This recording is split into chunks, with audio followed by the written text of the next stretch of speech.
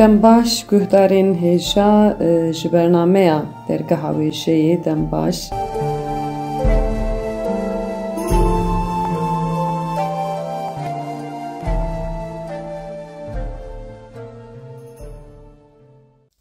ji bernameya dergeha wêjeyê Dembaş guhdarên hêja ez Roza Metîna bi bernameyekê nû em li pêşberî wene divê bernamê de jî ez ê hem balê bikişînim ser jina leheng a Kurd Fata Reş û heman demê de jî ez ê dîsa hem ji pirtûka çîrokên jinên wêjekar çîroka ku jineke Kurd nivîsandiye ez ê ji we re bixwînim û hazê hinekî jî behsa pirtûka helbestên jinên wêjekar bikim û hinek helbestên divê pirtûkê de ez ê bi we re parve bikim.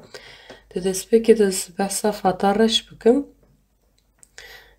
Wexta ji xwe em li dîrokê dinêre bi rastî jî jinên Kurd di gelek qadan de bi wê serkeftina xwe dibe mînak, bi wî rengî derketî pêş û yek ji van jinên leheng ku em bêjin bi wê nasnameya xwe ya em bêjin jêhatîbûnê ya di şer de derketî pêş Fata Reş e. Wexta em lîteratûra rojava dinêrin wekî Reîsa Eşîreta Kurd a Amazon, Prensesa Kurdan, Şêra Kurdistanê, Lehenga Kurdistanê tê bîranîn. Di heman demê Fata Reş li dijî qalibên zayenda civakî yên têkildarê em bêjin leşkerî bi û şer jî bûye mînak. Ew elbet yanî em bêjin wekî jinekê wê ji wekî jinekê di nav şer de cêgirt û li vêya girêda em dikarin bêjin li dijî em bêjin rolên bavik salerî yanî di heman demê de jî li ber xwe dayê. Wexta em li rûpelên dîrokê dinêrin yanî em li hinek jêderga dinêre tê gotin derbarê zayîn û mirina Fata Reş de agahiyeke teqez û zelal tune ye. Dibêjin Fata Reş xoşka Bilalê Reş ê serekê eşîra Sinemîlî ye. Li dora salên hezar û heyset û bîst û sîyê Fata Reş dikin bûka gundê Emiranê. Dîsa dora salên hezar û heyset û çelî Bilalê Reş diçe ser dilovaniya xwe û dewsa wî Beko axa tê. Lêbelê eşîret ji ber zilma wî Beko ji axatiyê dixin û dewsa wî lawê Bilalê Reş elî dibe axa. Ew jî 5 salan axatiyê dike û pişt re diçe ser dilovaniya xwe koça dawî dike. Pişt re jî eşîretê Fata Reş kirine serek. Her wiha dema di hezar û heyset û pêncî û sisiyan de şerê Qirmê dest pê dike bi banga Osmaniyan yanî li dora sêsiz siwarî û peyayan ji bo tevlî vî şerê bibe diçe Stenbolê. Di wê demê de îngilîz û fransîzî jî tevê Osmaniyan tevlî vî şerî dibin. Di nava leşkerên ji Ewropayê hatine de nivîskar, rojnameger û wênesaz jî hebûne. Yekîtiya Milîs a dibin kontrola Fata Reş de bala welatiyên Stenbolê û rojavayiyan dikişîne. Ji vana yek wê demê dîrokzanê hunerê ku Fosatiyê tamîra Ayasofyayê dikirbû. Xêzkirina Guseyê Fosatî di 15 Nîsana hezar û heyset û pêncî û çaran de bi rêya kovara l'Illustration Journal Universal li ser çapemeniya Fransayê derdikeve pêş. Li binê giravürê Kara Fatıma Lehîron du Kurdistan Konstantîpol angot lehenga Kurdistanê Fatareş li Stenbolê tê nivîsandin. Yani di dîrokê de bi vî rengî jî cihê xwe girtiye. Vê sefera Fatareş bi taybet li ser medyaya Ewropayê deng didin. Di van salan de li ser hespa xwe siwar dibû û wekî mêran li qada Üsküdarê digeriyan.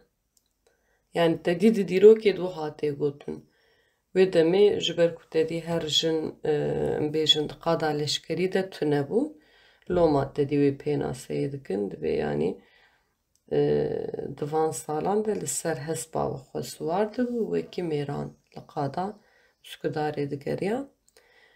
Du kovar û rojnamegerên İngilîz, Fransîzî, Elman, Osmanî, Swêdîyan ên mîna di Ulustral'de London, News, Global, Le Tour, Mond, Swiske Family Journal'ın jiyana jinan de li ser Fatareş nûçe dihatin weşandin. Li ser vê gerê nûçeya yekem di rojnameya The Illustrated London News de bi sernava Fatareş Stenbolê tê weşandin. Yani taybetmendiyek em bêjin lehengiya Fatareşa wekî di qada navnetewî de jî bi deng dibin. Di bîst û dudê Nîsana hezar û heysed û pênc û çaran de rojname cihekî berfireh dide serdana Fatareş a Stenbolê. Di nûçeyê de tê gotin ev jina Kurd bi sêsed şervanan tê Stenbolê da ku bi yekemîn Abdülmecid re hevdîtinê bike û bîne ziman ku ew ê li gel Osmaniyan cih bigire. Li gor nûçeyê Fatareş bi eleqeyekê ji Aliyê Sultan ve li qesrê hatiye pêşwazîkirin. Her wiha di rojnameyê de dihat gotin hevjînê Fatareş berê ji ber bi Sultan re li hev nekiriye ew avêtine zindana Kandiyayê. Dîsa Fatareş a ku di dîroka jina Kurda Xwediyê cihekî taybet e, li hinek herêmên Kurdan wekî Fata Nêr jî dihat binavkirin. Li ser jiyana wê rîwayetên cuda hene, ji xeyên em bêjin çapemeniya İngilîz û Fransîyan, çapemeniya Elmanan de jî Fatareş cih digire. Di nivîsa giravriya di Global Kovara Etnolojî û Antropolojî ya Elmanan de li hezar û heysed û şêst û heştan de behsa Fatareş tê kirin. Di vir de jî Fatareş wekî Fatareş ên Kurdîş Prinzîsin Fatareş a Prensesa Kurda tê pênasekirin. Dîsa li gor xebatên qadê yên Mehmet Bayrak Fatareş di nav Kurdên Meraşê de îro hîn wekî Fatareş û Fato Paşa tê zanîn. Hinek kesên ji binyata wê tên paşnavê wan Fatareş e, li çiyayê Engizekê yê eşîreta Sinemiliya lê pir dijîn cihên bêhnvedanê yên wekî Cem û Zozanan yên li ser navê wê nala Fatareş hene. Di hezar û heysed û heştê û yekê de di kovara Swêdî de li ser Fatareş nivîsa bi navê Amazonek tê nivîsandin. Di nivîsê de tê gotin di sed sala me de yeka dişibe Tasos Kulinda Fatareş derketiye ser û yerdê. Her wiha di nivîsê de balê dikişînin ser şibandina di navbera Jeanne d'Arc û Fatareş de. Lîteratûra Tirkiya berî komarê û piştî komarê ya derbarê Fatareş de dibe du beş. Di serdema Osmaniyan de di hezar û heysed û şêst û heftan de yê cara yekem balê dikişîne ser Fatareş ji fermandarê Firka Islahiyê û wekî dîroksan tê binavkirin Ahmed Cevdet Paşa ye. برهما خویا معروضات ده بحثا فادارش و عشیرتا جرد دکه. دناوا وشان عثمانیان دجی یجارا یکم وکی آمازون بحثا فادارش دکه احمد مدحت افندیه. Ev nivîsa ku nivîskarên Kurd wekî çavganiyê digirin, bi sernivîsa Amazon an jinên şervan tê nivîsandin. Her çi qas di hinek çavganiya Tirkî de wekî jina Tirk derbas bibe jî ev ne rast e. Di weşanên serdema Komarê de nasnameya Fata Reş û veşardin wekî jinên beşdarî têkoşîna netewî bûne tê navkirin. Di çavkaniyên Kurdî yên berê de pir kêm li navê Fata Reş tê rasthatin.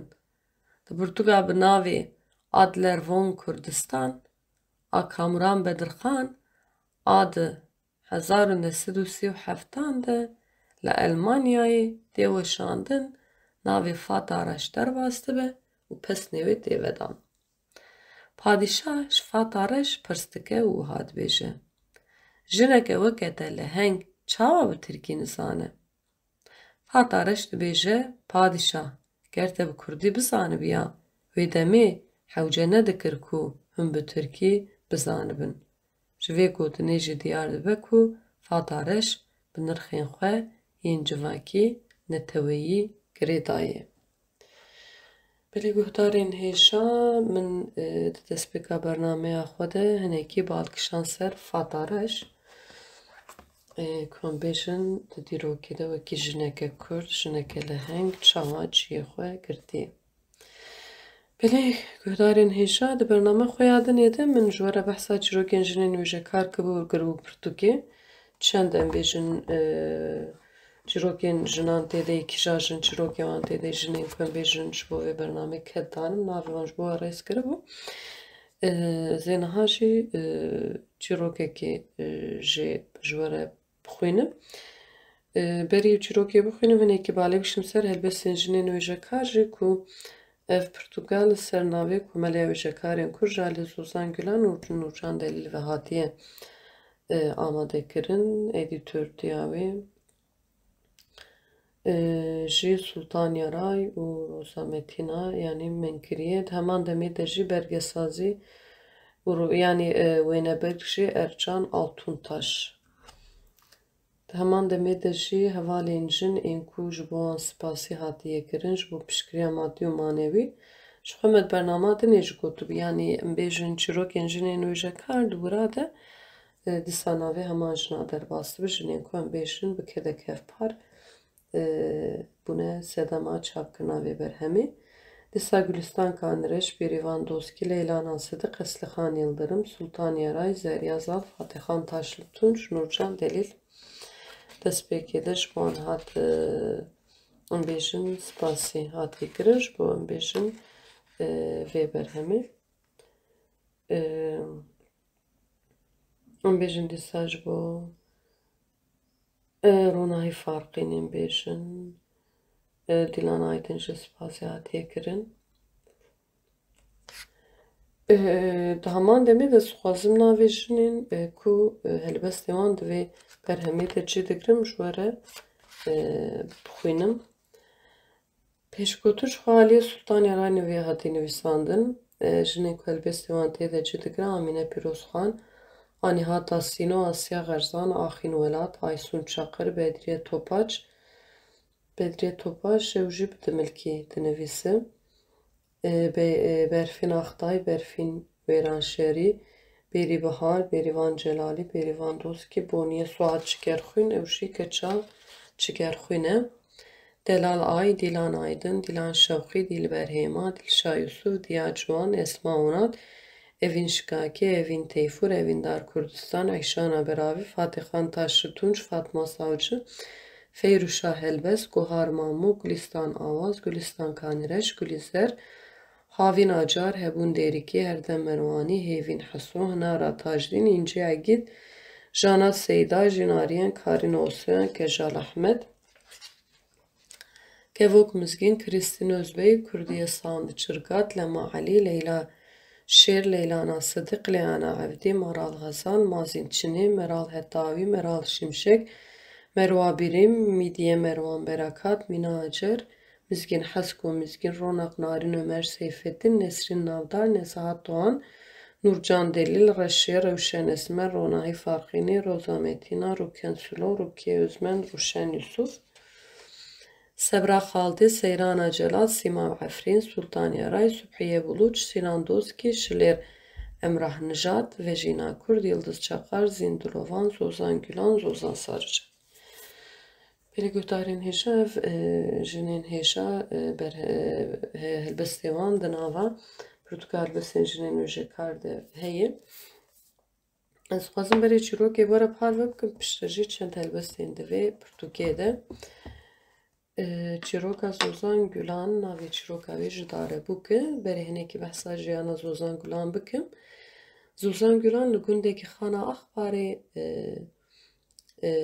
ya Çinarê ya Amedê hatiye dinê, li Amedê dijî û yek ji damezrîner û rêvebira komeleya wêjekarên Kurd endama komeleya nivîskarê Mesopotamya û koma helbestê Amedê ye. Zozanê ji zarokatiya xwe de dibe evîndareke pênûs, pênûsê û hîna di temin ciwaniya xwe de jî dest bi nivîsandina çîrok û helbestên bi zimanê dayika xwe bi Kurdî dike. Piştî ku hestên xwe bi rêka nivîsandinê tomar dike, êdî çîrok û helbestên wê di gelek malper û kovaran de bi tevî gulbijêrkan ve têne weşandin. Nivîskar kar û xebatên xwe yên wêjeyî li Amedê didomîne.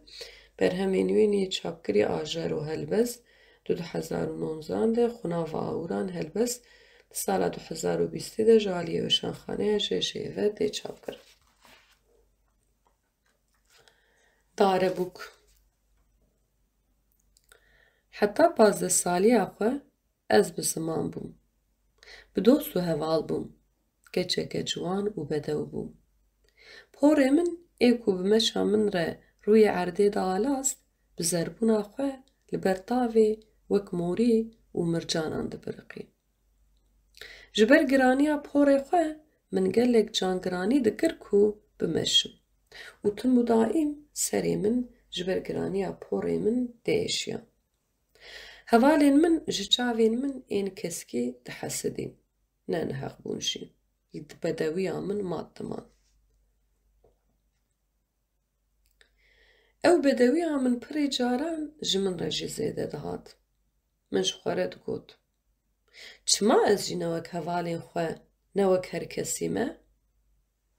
Ez di ber kê re derbas bibûma, dev ji karê xwe berdidan û bi matmayî li bejn û bala min dinêrin.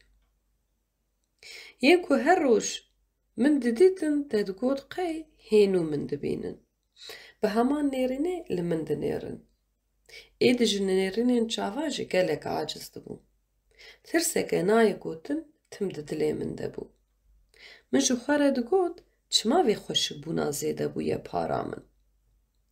Şevekê bi van fikiran dixewre çûm. Min di xewna xwe de darek dît. Darek ku bi gulîlkên spî weke bûkekê xemilandî. Mîna ku li ber serê min be û bi navê gerê gazê min bike. Gerê, gerê, ka çavên xwe veke, ez ê tiştekî ji te re bêjim û herim. Ez di nav xwedanê de bûbûm wekî avê. Min serê xwe bi hirs rakir û min bi hirsokî got: Navê min ne gerê ye, navê min Ferîde ye. Tu çima ji min re dibêje gerê? Tu kî? Tu ji min çi dixwazî? Bi awayekî gelekî aram got: Guhê xwe bide min, ez ê niha herim. Ji sibehê şût ger aciziyeke te yan derdekî te hebe, tu werî cem min. Ez bi sena xwe tenê sera xwe, ez tena serê xwe dijîm. Ji daristanan dûr, ji malan dûr, di navbera sînorê gundê we û gundê cîranên we de. Ez bi tenê me, were, ez ê çîroka xwe ji te re bêjim. Serê sibehê bi dengê diya xwe di nava xwedanek sar de cilê li ser min ji xwedana min bûbû wek avê.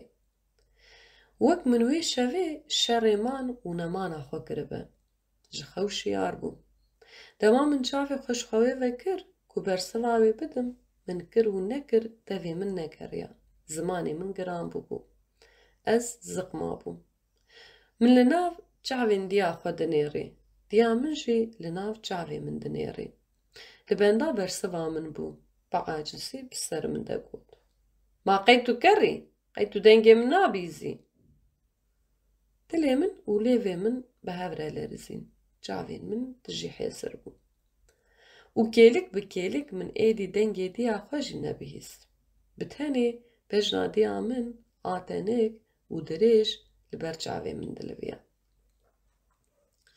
min tiştek jê fêm nedikir bi liva bedena xwe min xwest ez bersiva wê bidim min bi serê xwe û bi çavên xwe yê dijî hêsir îna ku bêjim ez te nabîzim ez te nabîzim zimanê min nagere hema wisa jê re hejand diya min li ber min çok dan û li çokên xwe xist bi her du mirên min girt û ez hejandim pêre jî devê wê diliviya lê min dengê wê nedibihîst dinya li serê min hejiyan diya min ji odeya ku ez lê bûm derket bavê min hat bavê min derket yekî din hat der û cîran li ser serê me kom bûn dinya li serê min bû wek tara bêjingê dewsa min diçûm devxa min diçû çi bi serê min de hatibû min fam nedikir ji xwe tiştek wisa hecîb ji ne pêkan bû ku min fam bigiram bi tenê ez wekî gêjan bûm şexsên însana wekî gêrika li ber çavên min diçûn û dihatin hêjî min hewl dida ku ez bi zimanê xwe ji wan re digotinan bikim lê zimanê min nedigeriya ez ker û lal bûbûm dûr e wan ez li gelek şêx û meleyan gerandim gelek derman ji min re çêkirin lê tu fêde tune bû mîna ku yê şevê hinek hatimin zimanê min jê giribin û ji xwe re biribin yan jî min di xewa giran de zimanê xwe daqurtan dibe lewma jî ez dibêjim hê ku hûn bi zimanin qîmeta zimanê xwe bizanibin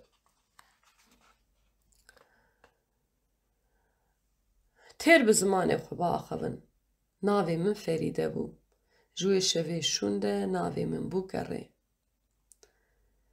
gerê keçeka jîr û jêhatî bû ji xweşikbûnê jî xweşiktir bû roj bi roj ji ber wê rewşa ku ji nişka ve hat serê wê diheliya ji ziman ketibû û fêm nedikir ku çawa ker û lal bûye tim difikirî ew Ferîde çûbû yeka din hatibû êdî xwe nas nedikir dilê xwe ji her kesî re girtibû ya dilê xwe ji kesî re nedigot ji evîndarê xwe jî dûr ketibû dilê wê û xortekî ne ji gundê wan pir li ser hev bû çend car hatibûne xwestibûn jî lê malbatê keça xwe nedabû wan bûye awayî meha wê qediya bû ku Gerê ji hundir derneketibû rojekê derdikeve ber deriyê xwe li bin siya dara li hewşê rûdinê û di nav xeyalên xwe de wenda dibe destên xwe diavêje nav axê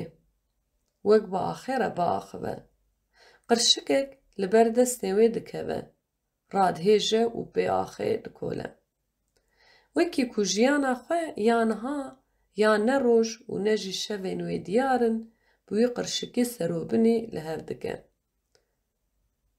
xweevîna xwe û evîndarê xwe bi wê axê re li nava hev dixe ji jor de du sê pêlên darê diweşin ser porê wê yê wek merşa ku bi tevna destan hatiye neqşandin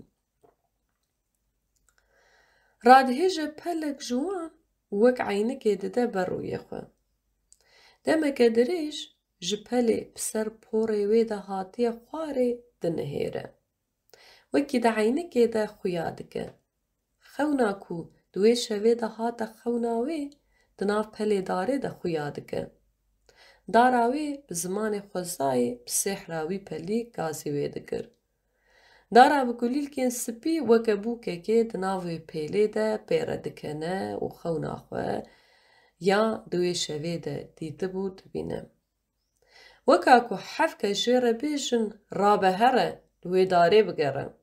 Dîsa dew xwe diçe. Serê wê gêj dibe û xwîna di rehên wê de germ dibe. Jinişka ve radibe wekî dînan weka ku tiştekî xewenda kiribe, bi dora gund dikeve û ber bi darebûka spî ve diçe. Dara ku li ber çavên xwe dibîne dike ku wê kêliyê ji çavên xwe jî bawer neke. Her ku ber bi darê ve diçe, şewqa darê dide newqa wê. Dareke wisa xweşik hêtu caran nedîtiye. Diçe li bin koka dariya rûdinê. Li jor li guliyên darê dinêre. Weka ku guliyên darê jêre bistirên. Wisa melodiyeke xweş jê tê. Hemû gul û kulîlkên derdora darê bi tevê perperîkên li ser pelgên wan ên li ber sihra sira bayê hûr û nermik ku ketine govenda baweşîna xwezayê. û çûkên li ser darebûkê bi melodiyeke efsûnî bi hev re distirên. Li bin darê mest dibe. Dixewre diçe. Dara bûkanî bi melodiyeke dilşikestî çîroka xwe jêre dibêje. Ez keçeke ciwan bûm li vê çola hanê ku tenê Xwedê ji me ve xwiye bû. Ez rastî xordekê hatim, ne bi dilekî, bi hezar dilî em bûn evîndarên hev. Wê rojê min çûyîna malê ji bîr kir. Dilketiyê min jî ji dê û bavê xwe yî yekî bi tenê bû. Wî ji mala xwe ji bîr kir.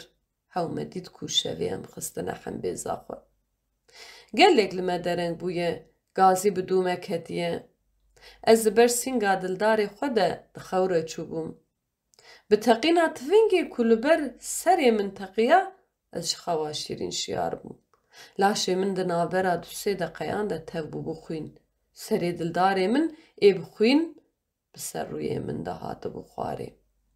Ew li ber serê min kuştin, malbata min bûn, rahiştin çepilên min jî, bi erdê re kişandin heta nêzî malê. Di wê şeva tarî de çavan tiştek nedidît.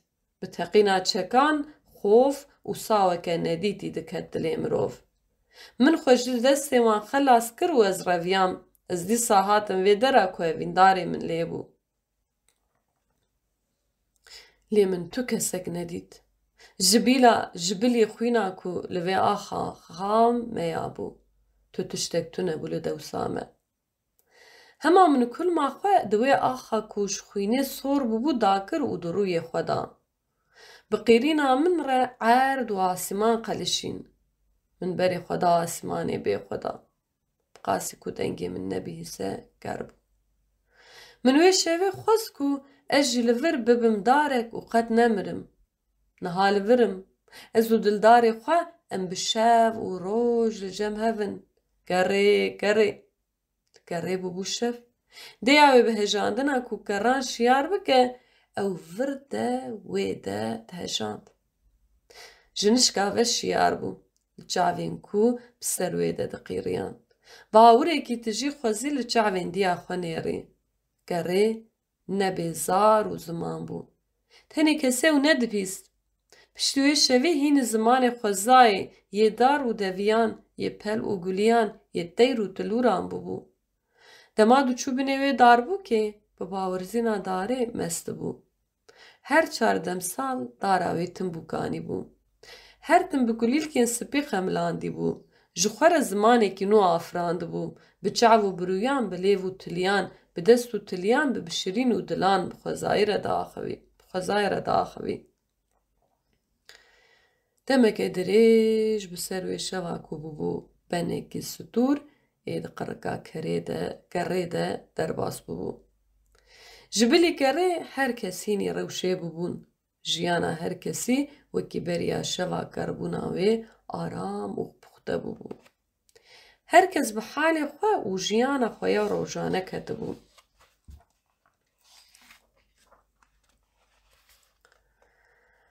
Her çi qas gerê nikaribû bi wan re xwe biguherîne jî, ji xwe re ew jî guherandibû. û malbatê biryar dabû ku gerê bi lavê xalê xwe re bizewicîne. Lê ji ber ger û laliya wê, lavê xalê wê bêdil bû ku bi gerê re bizewice. بسوزا کو دمام کره را بزوجه کو کچک وی چه ببه دی کچاوی شخواره بکه بردیلی و یکا بدلی خواه شخواره بینه. بچند مهان لجملاوی خالی خواه دمینه کوره کیوان چه دبه. میره کو خدایی بنده کره دا کو جیره کچکه بینه و او جوی شخواره بکه بردیلی لی کره پر کیف خوش بو و کچینوی چه نبونه. هر بچاوین خواه یه بحیسر و به هیویش خواره دفکره و دبیجه باشه کو کچین من چه نابون. نخواهی قدر آوانجی وکا من بویا. دبه زاروکا ویا حفتان و حد حفشی کرن. کچه نابه کو میره وی جخواره بکه بردیلی. کچه نابه که کو هفجینه وی جخواره بکه بردیلی. میرک به یکی گله که عاجز لبه. پری ویجی تونه کو زواجه دو دیان بکه. هر روز بلیدانا خیرسا خواه سری کره دردخه.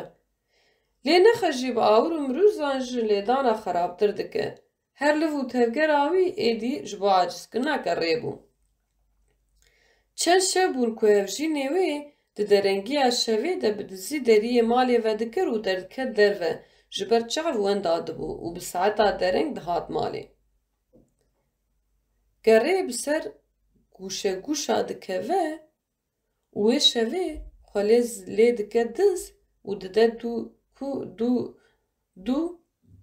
کو هفجی نیویل در دورا مالا خود دکره و خود آویج مالا جنارا خویا جنبی. گره بیگاو دمینه نسانه دی چه بکه وکاکو هنک لور آوا کلان دی سرسری و برژینه. وسا بدن آوی دبه وکاگرک بزود کو پیرا لاشیوی گران دبه وشخوره دفکره دبیجه. لی یا کود هشی من ده در باست به از ویل برچاوی خواه ببینم از چغلی السری خواه بگم. دی ساده بارنا که و خود ده بر تاقا مالا جرانا خواه بدزیل هندر دنیره لی ترساکو ده دلیوی ده بو نحال برچاوی وزندی بو. دما دنهیره دبینه کو دو چیقین لهوا مایی وکتی که و گوونده هلدوشه.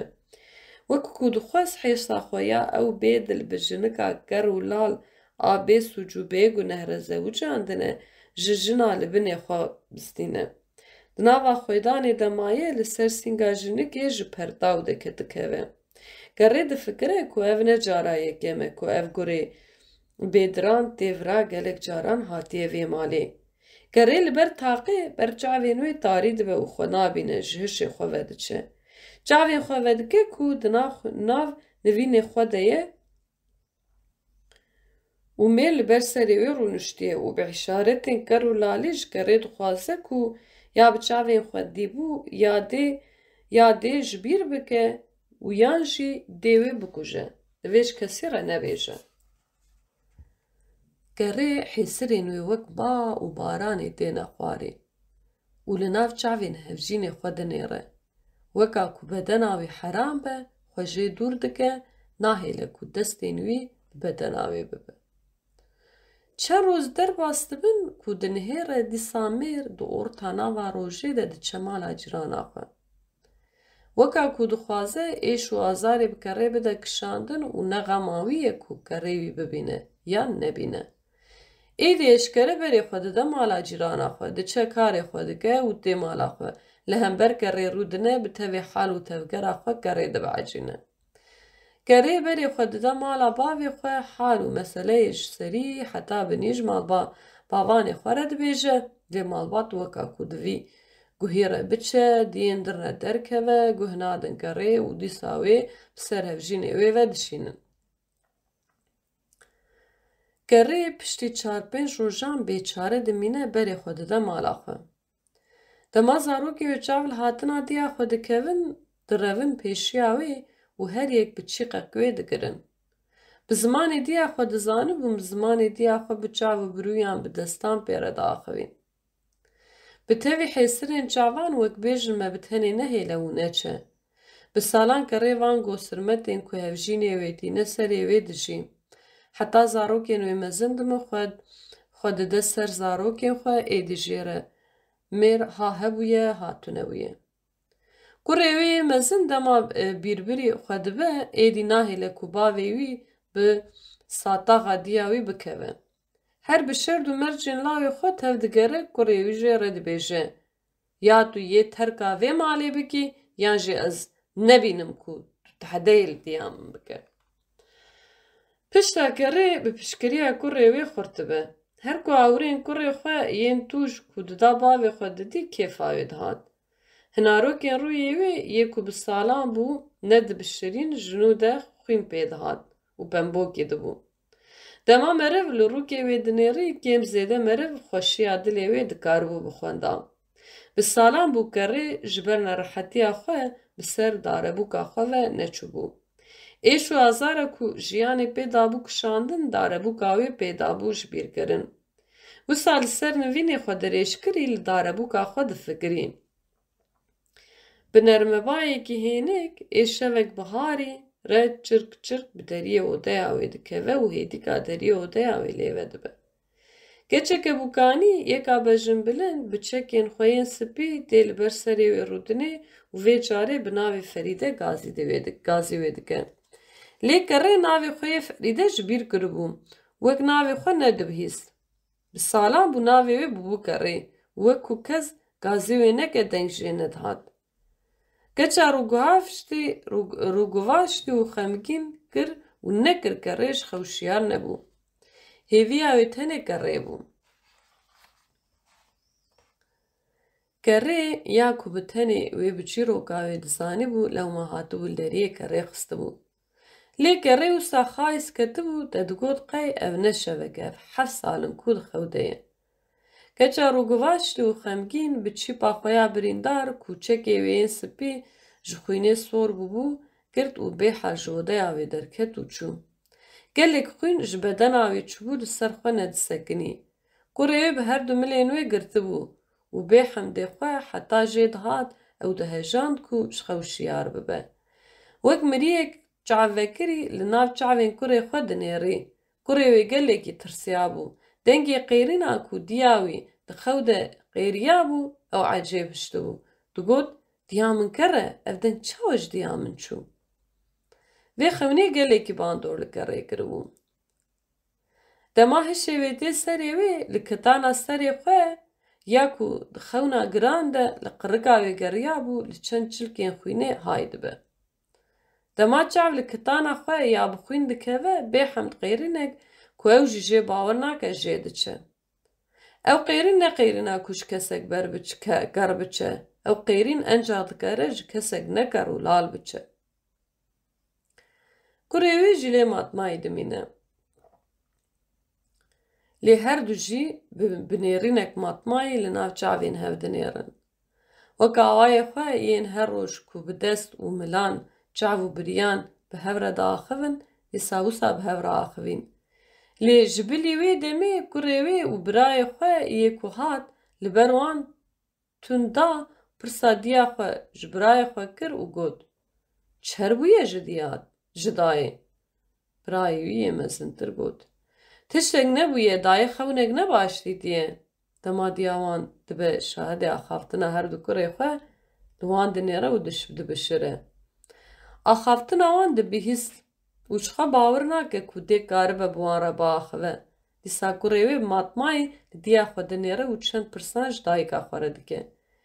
Erê kerê dengê lawê xwe dibihîst, lê axaftin ji bîr kiribû, nizanî ku çi bêje. Kurê wê bi kelecanek mezin dikeve û dike nake gotin ji devê diya wî dernakeve. Êdî lawik ji kelecana nizane ku çer bike. Her du destên xwe dixe nav devê diya xwe û bi her du destên xwe devê diya xwe ji hev vedike û pêre jî diqîre û dibêje: Xeber bide, xeber bide, ji min re tiştekî bêje.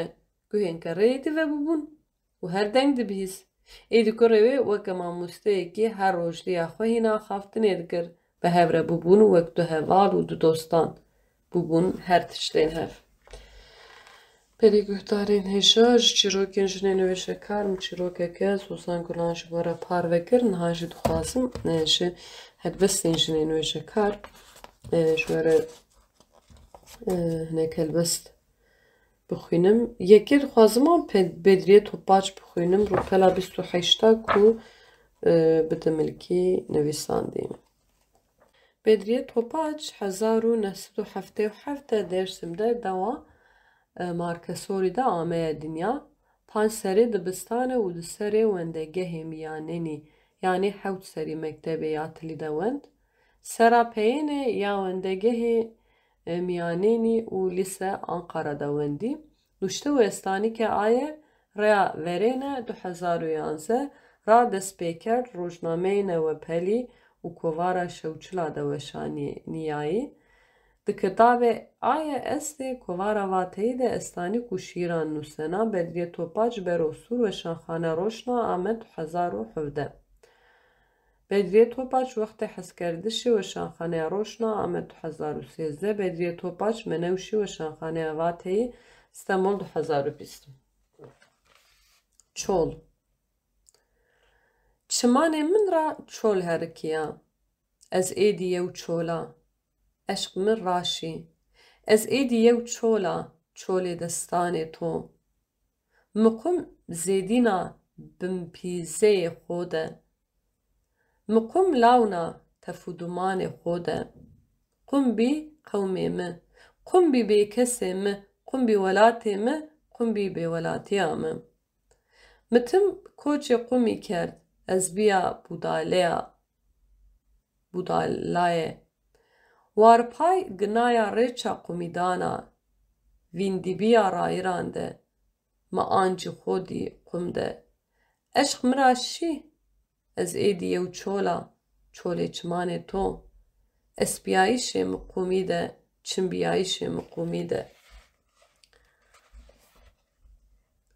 واهی من قمیرا تیری قم شمانی چمانی مرا آوام قمیرا هرچی بزوان چولی بری جنانو هرچی بزوان چولی بنو میمان مه هرچی بزوان چولی خاطر وازنو مرا ازان جلال ازان جی قم ازان جی چول عشق مراشی از ایدیه و چولی لنگانی تو کاروان ماران گیرنو شو و شودری سری قم مرا هرکیینه لشی سردینی هرکیینه باخو حیف شاه خو فکت کردو کلامه قم لرزیینو قم مرینو آخورا دجی شاه ماران مده آنجی ازماننا قم آنجی ازماننا چول عشق مراشی از ایدیه و چول زریاتو قم بی همایم